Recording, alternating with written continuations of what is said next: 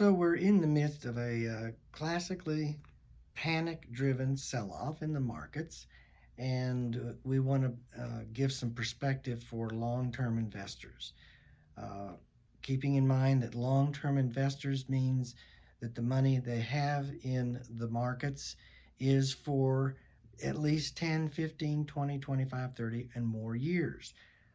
So retirees and people who plan to be retirees, even if you're on the cusp of retiring, the bulk of your money should be invested for when you're 75, 80, 85, 90, or however long you think you're going to last. Your money needs to last longer than that. And that's the reason for having things set in such a way that you can draw short term income from short term types of investments that don't earn that much and are less vulnerable to the kind of volatility, the panic that we're seeing in the market today.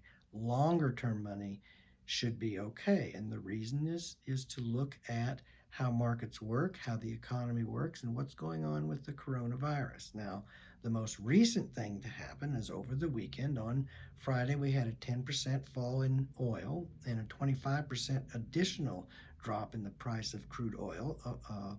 And the oil market should be seen as this is the lifeblood of the global economy. It's just like our own uh, blood system.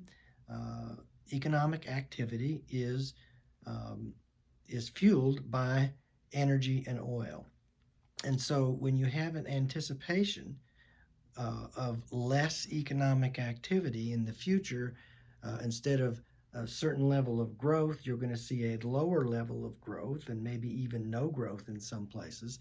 Then the demand is down and the price goes down. So people don't want to hold that. But what's actually driving all of this is, of course, the coronavirus. So what perspective can long-term investors take for the coronavirus, which is driving all of this panic?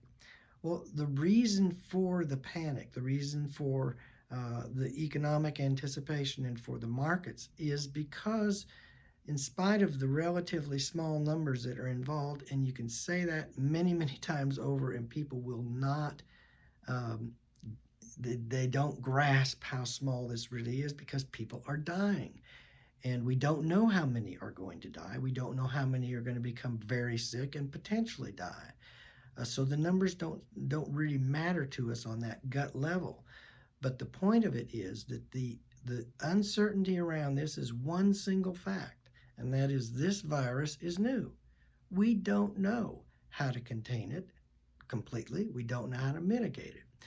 So if we look at just the sheer numbers, the coronavirus is almost nothing. Hundreds and thousands of people are dying every day, every year, for known reasons, for heart attacks, for strokes, for um, cancer, and for diabetes. It's tragic. All of that death is tragic, but we don't take note of it because we know the parameters. We know the range of people that are going to be affected about those things. So we work on bringing them down. We work on curing cancer. But the coronavirus strikes at our fear because we don't know.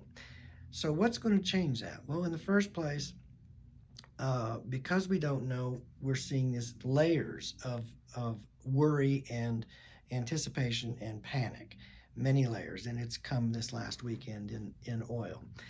But what we do know is even today, the coronavirus in China, where it began, is now beginning to turn. The activity is we're seeing less acceleration of the disease, fewer and fewer new cases reported, fewer and fewer deaths, new deaths reported. And so if that were to turn and become the case in other areas of the economy and the world, then the market would take very quick notice of that because it would allow us to see the potential end of this. And so at that point, the collapse in prices will turn into a somewhat of a feeding frenzy for those who recognize it's time to buy up all these depressed assets and get them at such cheap prices. And this is the way long-term investors should always think. unless you think that capitalism is going to disappear, in which case your stocks won't do anything for you, gold won't do anything for you, and your cash won't do anything for you.